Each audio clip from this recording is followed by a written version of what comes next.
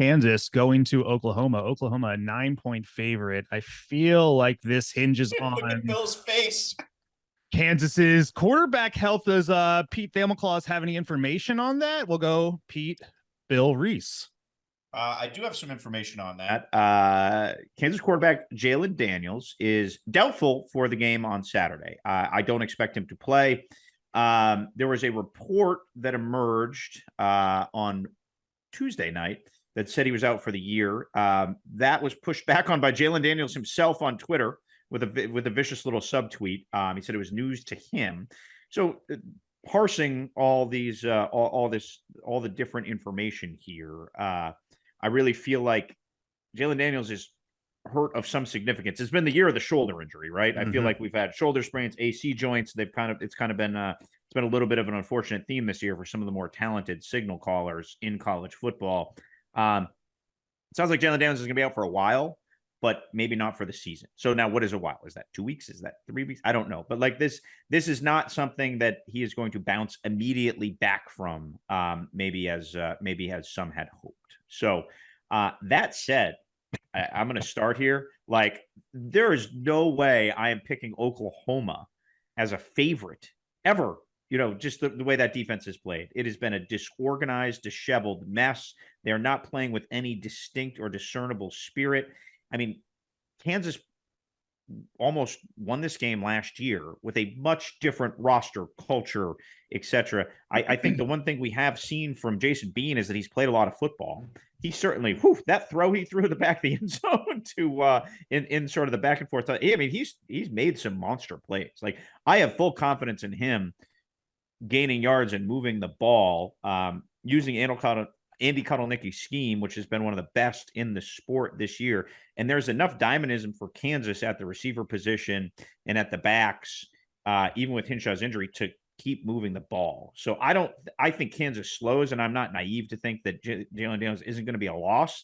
But Oklahoma has a vote of no confidence from me every time they show up from this point out, certainly as a 9-point favorite. So no thanks. I need to think of like the principle to call this, but it's basically like, and this has been probably why my picks are so bad. I would not enjoy watching the game on Saturday if I needed Oklahoma to win by a certain. I would be so mad at myself. I would just be like, what are you doing, you moron? So I'm just going to take Kansas. And look, I hope for Oklahoma's sake, those kids have been downtrodden. Like, I hope they show up and have some pulse and some heartbeat, but I am not going to count on them doing it.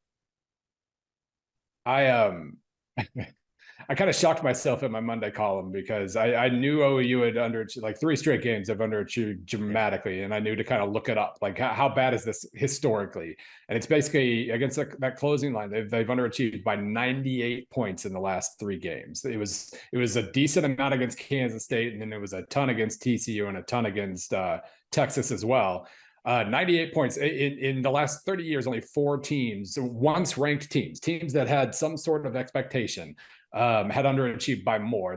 The most was 97 Texas, and that included the 66-3 UCLA game, but then also a couple more. 2011 Texas Tech fell apart down the stretch and probably should have fired Tuberville, but then they kept him, and and then they fell apart the next year too, and then he sneaked out the back door of that restaurant to go to Cincinnati. 99 UCLA, after they had a couple top 10 finishes, they fell apart really quickly under Bob Toledo.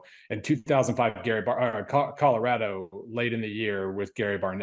So basically 2 teams that fired their coaches, 2 others, two that fired their coaches and 2 others that should have. That's not a great list to be on when you're a first-year coach. The first-year coaches list was worse. The only first-year coaches that have had a stretch like this in the last 30 years are Turner Gill at Kansas, Brian Knorr at Ohio, Vic Kenning at Wyoming, Paul Wolf at Washington State, and Ron Dickerson at Temple. Basically 5 of the least successful hires of the last 30 years. That's a Star Wars bar you just described of fired coaches. No, by the way, we talked about this on our podcast on Monday. We nicknamed you Caveat Connelly because it was like that was like a quintessential statistic for you, Bill, where you're like, well, if you take this and you take this and you take this, this is the list. So, but it was eye-opening. We're certainly not, it was eye-opening.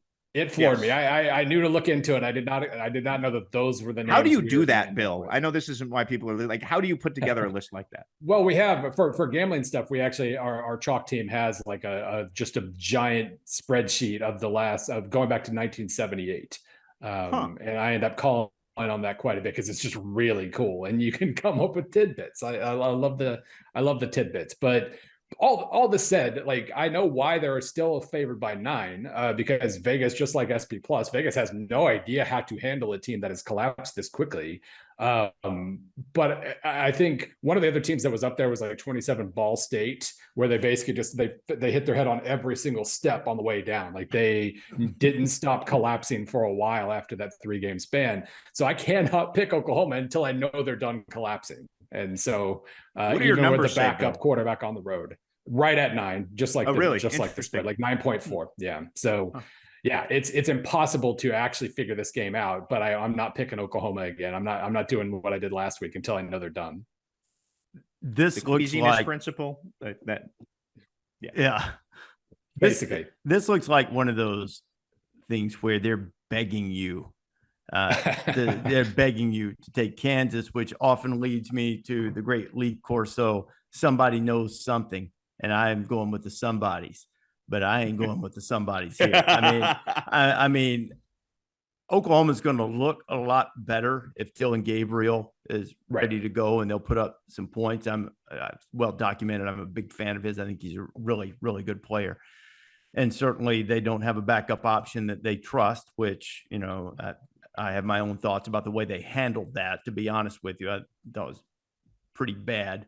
And it makes me wonder about just the overall buy-in if the transition is going that smoothly. I'm not worried about Venables. I think he's going to be a terrific head coach. I still believe in the hire, but this was a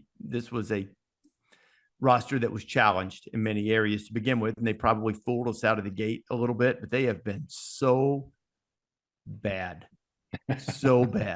particularly on defense, and Kansas with Bean, as great as Daniels was, they didn't miss much of a step. So if I'm getting points, are you kidding? I'm taking Kansas. That's an easy one, but it feels like with all three of us taking Kansas and somebody knowing something, and Oklahoma being embarrassed, there is some power in that after being embarrassed the way they were last week to respond.